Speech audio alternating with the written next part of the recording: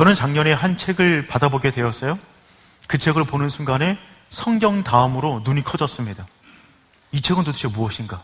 3권으로 구성이 되어 있는데 그 책은 어떤 책이었냐면 주씨, 가문의 뿌리와 역사와 중요한 인물들과 족보를 다루고 있는 3권의 책이었어요. 제가 알지 못하는 저의 뿌리가 그 안에 녹아져 있더라고요. 그것을 보는 순간 잃어버린 아버지를 만난 기분이었습니다. 보고 있는데 이런 자부심이 들었어요. 나도 뿌리가 있구나. 근본이 있는 사람이었구나. 여러분, 그렇습니다. 이 땅에 존재하는 모든 것은 그 근원으로 올라가면 그 뿌리가 되는 근원을 만나게 됩니다. 그런데 이 땅에 존재했던 모든 사람, 지금 존재하고 있는 사람, 앞으로 존재할 모든 사람들의 2가지 근원을 성경은 분명하게 선언하고 있어요. 그 2가지 근원이 무엇이냐면 첫 번째는 죄인이다. 2번째는 죽는다입니다. 먼저 첫 번째 선언은 무엇이냐면 모든 사람은 전부 다 죄인입니다.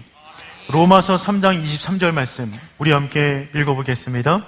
모든 사람이 죄를 범하였음에 이르지 못하더니. 아멘. 성경은 단호하게 말을 하고 있어요. 모든 사람이 죄를 범하였다. 이 말에서 벗어날 사람은 한 명도 없는 것이죠. 이전에 있던 사람, 지금 있는 사람, 앞으로 존재할 모든 사람 역시 그 사람의 출발은 죄인으로부터 출발이 되는 것입니다. 이 사회에서 말하는 죄라는 것은요, 우리 안에 있는 생각, 마음, 그것을 죄라고 말하진 않죠. 그것이 어떤 것이 있든지 간에 그것이 밖으로 나와서 구체적인 모습을 띄어서 누군가에게 피해를 주면 그걸 보고 죄라고 말합니다. 그런데 성경에서 말하는 죄는 그렇지가 않아요. 우리 안에 잘못된 생각, 죄악을 품었다면 그거 자체를 생각만으로도, 상상만으로도 죄라고 말하는 것입니다. 예를 들면 일반 사회에서는요, 이 컵이 존재라고 본다 그러면 이 컵 안에 오물이 있는지 뭐가 있는지 신경 쓰지 않습니다. 겉만 깨끗하면 되는 거예요. 그런데 이 안에 오물이 있는데 오물을 튀어서 누군가에게 피해를 주면 그때부터 죄의 유무를 따지는 것입니다. 그런데 성경은 그렇지가 않아요. 이 안에 오물을 담고 있으면 이 컵은 오염된 거예요. 존재가 이미 망가진 것입니다. 그러니 성경의 기준은 명확한 것이죠. 우리 안에 어떤 생각, 어떤 마음을 품고 있느냐가 곧 그 존재를 말하는 것입니다. 그러니 만약에 제가 여러분들의 생각, 여러분들의 마음을 제가 다 보고 들을 수가 있다면 여러분들은 저를 자연스럽게 만날 수 있을까요? 여러분 역시 만약에 여러분이 저의 안에 있는 마음과 생각을 볼 수 있는 능력이 있다 그러면 제가 여러분을 만날까요? 도망쳐 다닐 겁니다. 일주일간의 저의 삶과 시간, 제 안에 들었던 모든 생각들을 이 스크린에 띄워놓는다 그러면 제가 이 자리에서 설교를 할 수 있을까요? 확신하건대 못합니다. 우리는 모두 다 죄인이에요. 더군다나 성경에서 말하는 죄라는 것의 핵심은 하나님과의 분리된 상태입니다. 탕자가 집을 나가면 고통을 받듯이, 물고기가 물 밖을 나가면 고통을 받듯이, 인간의 가장 큰 고통은 무엇이냐면, 가장 큰 죄악은 무엇이냐면 하나님을 떠난 것인데, 그런 의미에서 이 땅에 살아가는 모든 사람들은 근본적으로 죄인일 수밖에 없어요. 2번째, 성경에서 말하는 인간의 근본은 무엇이냐면 그러므로 모든 사람은 다 죽는다는 것입니다. 로마서 6장 23절 말씀 우리 함께 읽어보겠습니다. 아멘. 단문으로 되어 있는 이 문장이 우리가 어떻게 인생을 마치게 되는지를 명확하게 말을 해주고 있어요. 죄의 싹은 사망이요. 우리가 무언가 회사를 통하여서 열심히 일을 합니다. 그리고 싹을 받아요. 월급을 받아요. 그런데 죄를 열심히 짓는 인생을 살아갔을 때 그 받는 월급이 무엇이냐면 사망이다. 모든 물건에는 가격표가 붙어 있어요. 가격을 지불해야만 물건을 취하는 것입니다. 여러분, 죄를 취하셨어요? 죄를 품으셨어요? 죄를 끊어 안으셨어요? 값을 내셔야 됩니다. 그 값은 죽음이에요. 큰 죄, 작은 죄, 용서받을 수 있는 죄, 없는 죄, 남이 아는 죄, 모르는 죄 상관없어요. 죄라는 꼬리표가 붙어있는 한 모든 사람은 죽는 것입니다. 그것이 우리 인생의 근원이 돼요. 여러분 다 알고 있잖아요. 저도 죽을 거예요. 여러분도 돌아가실 거예요. 그 길을 벗어날 수가 없다고요. 모든 사람이 죽는 것은 너무나 명확한 문제인데 죽음에 대해서 우리가 모르는 세 가지가 있어요. 첫 번째, 언제 죽을 줄 몰라요. 언제 죽을 줄 몰라요. 지금 우리나라 가운데 2023년도에 돌연사로 돌아가신 분이 3만 명이 넘습니다. 심정지 뇌출혈로 돌아가신 분이 3만 명이 넘어요. 폐암으로 죽은 분보다 훨씬 많아요. 언제 죽을 줄 몰라요. 두 번째, 어떻게 죽을 줄 몰라요. 세 번째, 죽음의 장소를 몰라요. 죽음의 문제는 너무나 명확한데 우리가 모르는 것 세 가지, 언제, 어떻게, 어디서 죽을지를 모른다는 것이죠. 그래서 죽음을 대하는 우리의 자세 가운데 가장 중요한 것은 죽음을 극복하기 위한 자세가 아니라, 죽지 않기 위한 노력이 아니라 어떻게 하면 잘 죽을 수 있을 것인가에 대한 노력을 해야만 하는 것입니다. 죽음은 피할 문제가 아니라 마주해야 될 문제가 되는 것이죠.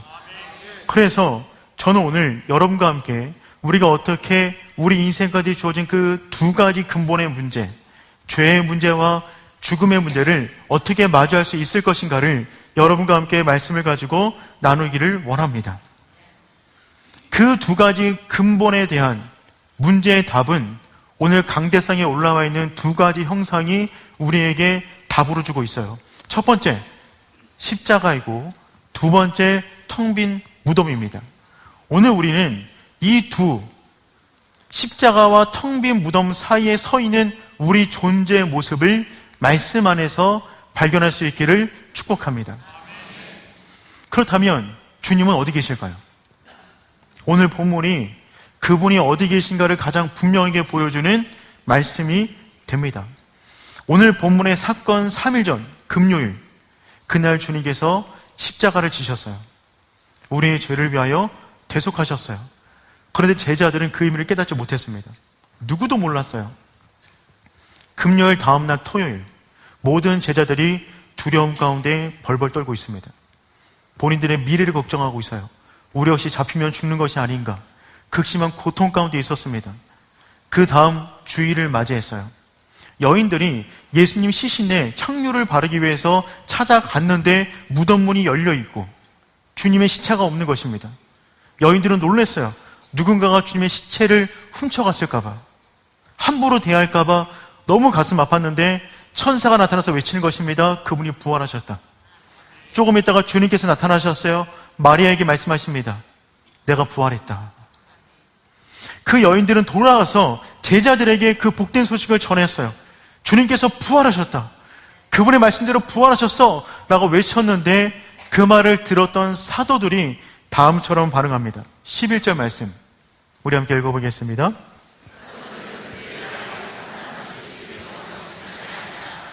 놀랍지 않나요? 사도들이랍니다. 사도들인데 그들의 말을 허탄한 듯 믿지 않았어요. 그들은 주님이 십자가를 지시는 모습을 보았습니다. 사실이에요. 근데 그 사실이 그들의 인생을 변화시키지 못했어요. 그 말을 들었음에도 불구하고 그 말을 들었던 사람 가운데 2명의 제자는 그 자리를 떠나고 엠마오로 내려갑니다. 13절 말씀 읽어보겠습니다. 그날에 엠마오로 하는 마을로 가면서 주님께서 부활하셨다라는 소식을 들은 그날에 부활절 아침에 엠마오로 가는 거예요. 그 거리가 지금 25리가 되었다라고 하는데 지금으로 말하면 한 10km 정도 되는 것입니다. 그러니까 걸어서 가면 2-3시간 정도 걸어가고 있는 거예요. 걸어가는 동안에 그들은 어떤 이야기를 나누냐면 금요일과 주일날 벌어진 사건에 대해서 이야기 나누면서 걸어가고 있었어요. 엠마오로 가는 사람들은 지금 금요일날 주님의 십자가와 텅 빈 무덤의 사건을 얘기하면서 주님의 시신이 어디 갔지? 앞으로 어떻게 되는 것이지? 두려움에 떨면서 그 이야기를 하고 가고 있었다는 것입니다. 십자가를 눈으로 본 사람들이에요. 텅 빈 무덤의 간증을 들은 사람들입니다. 그럼에도 불구하고 그 사실을 믿지 못하여 엠마오로 내려가고 있어요. 오늘 말씀을 묵상하다 보니까 토요일을 살아가는 사람들의 두 가지 특징이 보였어요. 첫 번째 특징은 무엇이냐면 그들은 진리 안에 온전히 거하지 못한다는 것입니다. 여러분, 사실은 중요하나 그 사실이 여러분의 인생 가운데 진리로 다가오지 않으면 그 사실은 우리 인생을 변화시키지 못합니다. 십자가 사건은 그들에게 사실이었어요. 그 사실이 진리로 다가오지 않으니까 그들의 인생을 변화시키지 못하는 거예요. 사실보다 중요한 건 진리입니다. 여러분, 이순신 장군 아세요? 모르세요? 이순신 장군 아시죠? 그분이 싸워서 이겼습니까? 이겼죠. 사실이에요? 사실이죠. 그 사실이 여러분의 인생을 바꿨어요? 지금 영향을 미치고 있어요? 분명한 사실인데 그 사실이 우리에게 미치는 영향력이라는 것은 사람마다 다 다를 수 있어요. 그렇잖아요. 주님께서 우리 위해서 죽으셨어요. 십자가 지셨어요. 부활하셨어요. 사실이에요. 근데 그 사실에서 멈추는 것이 아니라 그 사실을 내 인생의 진리로 받아들이느냐, 그것이 우리 인생의 변화를 일으킨다는 것입니다. 두 번째, 토요일을 살아가는 사람들은요, 눈이 완전히 감겨있는 사람들이었어요. 우리 15절, 16절 말씀 함께 읽어보겠습니다. 그들이 서로 이야기하며 예수께서 가까이 이르러 그들과 동행하시나 그들의 눈이 가려워져서 그인 줄 알아보지 못하거늘. 아니, 어떻게 이럴 수가 있을까요? 이들이 동행하다가 어느 순간 주님께서 그들과 함께 하셨습니다. 주님이 그들과 함께 걸어가세요. 그런데 그들이 주님을 알아보지 못해요. 왜? 눈이 가려워졌답니다. 아니, 어떻게 그렇게 살아가는 주님과 함께 걸어가는데 주님을 알아보지 못할까요? 그들의 눈에 문제가 있는 것이 아니라 영 안이 가려져 있으니까 볼 것을 제대로 보지 못하고 있는 것입니다. 중요한 것은 영 안이 열리는 거예요. 저는 오늘 말씀을 준비하면서 최선을 다해서 준비했지만 제가 간절히 구하는 것은 무엇이냐면 하나님께서 이 시간까지 역사하여 주셔서 우리들의 영안을 열어 주시옵소서.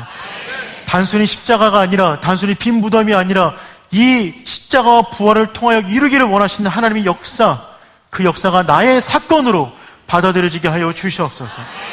저는 이 기도를 정말 간절하게 했어요. 왜냐하면 제가 여러분의 눈을 띄울 수가 없어요.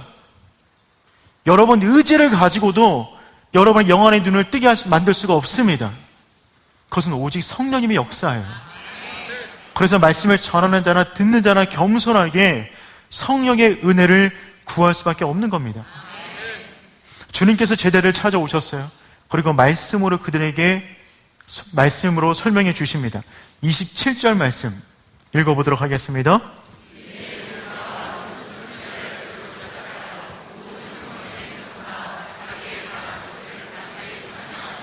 아멘. 주님께서 찾아오셔서 어떤 말씀 주셨냐면 모세로부터 선지자 이르기까지 모든 사람이 한 말, 그 말은 예수님의 십자가와 부활이에요. 그것에 대한 일어난 사실에 대해서 명백한 진리를 그들 가운데 말씀해 주시기 시작하셨습니다. 그리고 그 말씀을 듣자 제자들 가운데 놀라운 일이 벌어졌습니다. 우리 31절 말씀 읽어보겠습니다. 그들이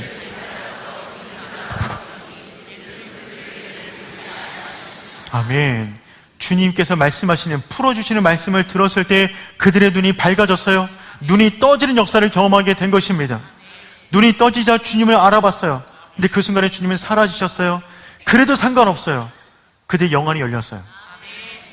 십자가가 단순한 사실로 다가온 것이 아니라 그들의 인생의 사건으로 다가오기 시작한 것입니다. 빈 무덤에 안 계신 주님의 의미를 이제서야 깨닫게 된 것이죠. 사랑하는 성도 여러분, 이 시간에 우리의 눈이 떠지기를 축복합니다. 오직 하나님의 역사예요. 주님께서 말씀하시고 주님께서 풀어주셔야만 그것을 깨달을 수가 있어요. 여러분, 설교자는 능력이 없습니다. 설교자가 하는 역할은 무엇이냐면 말씀 앞에 진지하게 묵상하고 기도하는 가운데 단어와 단어를 연결하는 거예요. 단어와 단어를 연결해서 문장을 만들어, 문단을 만들고 글을 만들어서 여러분께 최선 다해서 전달할 뿐입니다. 근데 그 글에는 힘이 없어요. 단어와 단어 사이에 성령께서 역사하셔야 그 단어가, 그 글이, 그 문장이 우리 가운데 심령에 박히게 되는 것입니다. 그러므로 우리는 모든 예배 때마다 그와 같은 간구로 주 앞에 나가야 됩니다. 하나님, 나에게 말씀하여 주옵소서. 사람의 말이 아닌 하나님의 음성을 직접 듣게 도와주시고 주님께서 열어주시는 그 세계를 보게 하여 주시옵소서. 그 순간에 제자들의 마음은 뜨거워졌다고 합니다. 왜 뜨거워졌을까요? 인간에게 처한 두 가지 문제가 해결되었기 때문에 그래요. 인간에게 처한 두 가지 문제, 첫 번째 죄의 문제, 두 번째 죽음의 문제인데 그 말을 듣는 순간 이 두 가지 문제 해결 방안을 그들은 찾게 된 것입니다. 첫 번째, 십자가를 통하여 죄의 문제를 해결받았어요. 여러분, 십자가의 의미를 그들은 그때까지 몰랐어요. 그냥 주님께서 붙잡히셔서 억울하게 누명을 쓰고 십자가 달리셨구나 정도로 알고 있었는데 그 순간에 십자가의 의미가 새롭게 다가온 것입니다. 그 십자가는 내가 져야 할 십자가인데 그분이 나를 대신하여 모든 피를 흘려주신 거예요. 그래서 내 죄값을 지불하셨어요. 죄에는 값이 있는데 죽음인데 그 죄값을 지불해 주신 것입니다. 그 순간에 깨닫게 된 것이죠. 그런데 여기서 더 중요한 것이 있어요. 십자가에서 끝나면 아무 의미 없어요. 십자가에서만 돌아가신다면 아무 의미가 없어요. 여러분, 혹시 여러분의 인생을 위해서 누군가 죽어줄 수 있는 분 계세요? 여러분을 위해서? 집안에 없습니까? 혹시 부부간에 좀 어떻게 안 될까요? 자녀를 위해서는 좀 할 수 있잖아요. 제가 혹시나 어쩌다가 여러분을 위해서 죽을 수 있는 일이 있을까 모르겠습니다. 그런데 혹시 제가 여러분을 위해서 죽는다 한들 그것이 감동은 되겠지만 우리의 근본적인 인생의 문제를 바꿀 수는 없어요. 죽으면 끝이잖아요. 그래서 중요한 것이 무엇이냐면 텅 빈 무덤이 우리에게 필요한 것입니다. 주님께서는 우리를 위하여 죽으셨을 뿐만 아니라 다시금 부활하시고 사망의 문을 여셔서 이 문을 통과하는 모든 믿음이 있는 자마다 영생으로 가는 길을 열어놓으셨다는 것입니다. 그래서 우리에게는 십자가와 부활, 이 사이에 선 믿음이 우리 가운데 너무나 필요한 겁니다. 그래서 성도 여러분, 이 땅에 존재하는 모든 것은 값이 있다고 말씀드렸어요. 우리가 지은 죄의 값은 죽음이에요. 그래서 우리에게는 십자가와 부활이 너무나 중요해요. 한 목사님께서 영수증을 들어서 예화로 설교하시는 장면을 본 적이 있어요. 그 장면을 보는데 너무 감동되어서 오늘 저도 그 이야기를 좀 하려고 합니다. 저도 그분과 똑같은 경험을 했어요. 한 번은 옷을 사러 갔습니다.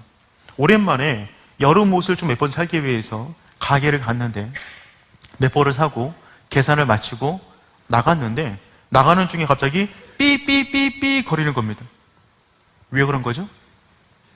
도난 방지 택이 있는데 그 택이 제거가 안 된 거예요. 근데 삐삐삐삐 거리는 순간에 모든 사람이 저를 쳐다보더라고요. 순간 제가 무언가 훔치는 그런 사람처럼 보여졌을 것입니다. 갑자기 얼굴이 빨개지고 수치심이 올라왔어요. 저쪽에서 종업원이 저에게 다가옵니다. 뭐라고 말을 해야 되는데 제 나름대로 뭔가 마음이 분주했어요. 그분이 다가와요. 저도 그분에게 다가갔어요. 근데 그분께서 침착하게 한마디 하시더라고요. 영수증 좀 보여주세요. 담백했어요. 영수증 좀 보여주세요. 저도 그 순간에 영수증 여기 있습니다. 보여드렸어요. 다 지불하셨네요. 죄송합니다. 저희가 택을 못 떼었나 봅니다. 죄송합니다. 떼드릴게요. 평안히 가세요. 삐삐삐삐 하는 순간에 싸울 필요 없어요. 언성 높일 필요 없어요. 영수증 보여주면 문제가 끝나는 것입니다. 여러분, 우리의 죄값이 있어요. 그 죄값을 해결하지 않으면 우리 인생에 수많은 경고음이 울릴 것입니다. 삐삐삐삐. 근데 그때 우리가 기억해야 될 것이 있어요. 우리는 이미 영수증을 받았어요. 그 영수증이 뭐예요? 십자가와 무덤이에요. 텅 빈 십자가와 텅 빈 무덤이 우리의 모든 죄값에 대한 영수증이 되는 것입니다. 그 영수증을 붙잡을 수 있는 여러분들에게를 축복합니다. 여러분, 그 영수증 있으세요? 있어요? 어디 있어요? 주보 안에 있어요. 주보 안을 보세요. 영수증 넣어드렸습니다. 주보 안에 영수증이 있어요. 거기 보세요. 해피 블레싱 데이. 오늘 Jesus paid it all. 주님께서 모든 것을 지불하셨습니다. 어떤 것을 지불하셨어요? 죄, 수치, 고통, 과거의 실수, 미래에 지을 죄, 죄의 종살이, 영적인 죽음, 우리 안에 있는 그 모든 것을 주님께서 지불해 주셨어요. 그분의 몸과 피를 흘려 우리의 모든 죄값을 지불해 주셨습니다. 우리의 값은 없어요, 이제. 근데 여러분, 중요한 것이 있어요. 사탄은 거짓말쟁이에요. 그의 모국어는 거짓말입니다. 그는 참소하는 자요, 끊임없이 다가와 우리를 참소합니다. 야, 너 같은 죄인이 하나님의 자녀라고? 죄의 문제를 해결받았다고? 말 같지도 않은 소리 하지 마. 믿음을 가지고 살려고 그러는데 계속해서 사탄이 참소하는 겁니다. 삐삐삐삐. 너 같은 존재가 부끄러운 줄 알아야지. 너 예배드리러 나가다 또 죄 질 거잖아. 내가 너를 잘 아는데 지금까지 그래왔잖아. 삐삐삐삐. 우리 인생에 수많은 경험을 울려댑니다. 그때 우리는 이렇게 말을 해야 됩니다. 집을 완료했다고.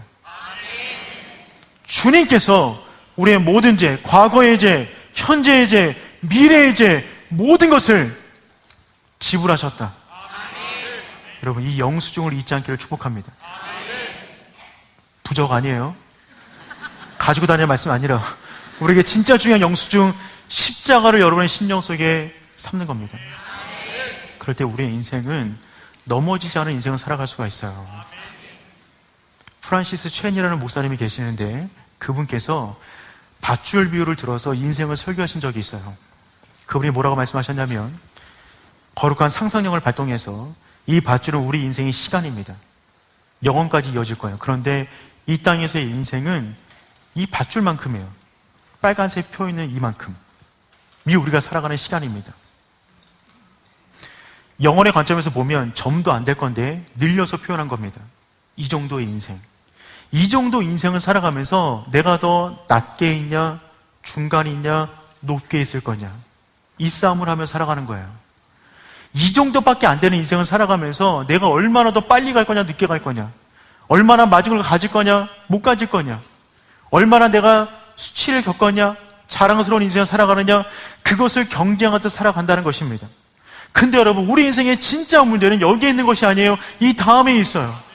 여러분, 삶은 조연이에요. 죽음은 주연이에요. 죽음 이후의 인생이 진짜 우리의 인생이 될 것입니다. 그러므로 우리에게 중요한 것은 우리 인생을 향한 그 영수증, 잊지 않고 영혼을 위한 인생을 살아가는 거예요. 그럴 때 중요한 것, 우리가 정말 예수 그리스도의 보혈을 믿는다면 우리 인생은 여기서 끝나는 것이 아니라 우리의 인생의 모든 시간들은 십자가와 피 무덤을 통과하여 영원까지. 원래 박수가 좀 나와야 되는데 이거 던지기 쉽지 않습니다. 우리의 인생이 여기서 끝나는 것이 아니라 영원까지 주님께서 예비하신 그 잔치 가운데 들어가게 되는 줄 믿습니다. 오늘 우리가 그 결단을 할 수 있는 시간 가졌으면 좋겠어요. 여러분, 주님께서 우리에게 십자가, 생명을 선물로 주십니다. 모든 선물에는 두 가지 특징이 있어요. 첫 번째는 공짜예요. 그래서 너무 좋아요. 두 번째는요, 아무리 공짜여도 내가 취해야만 내게 돼요. 선물의 특징이죠. 주님께서 십자가를 주셨어요. 영수증을 주셨어요. 대신값을 지불해 주셨어요. 이것을 여러분 것으로 삼아야 됩니다.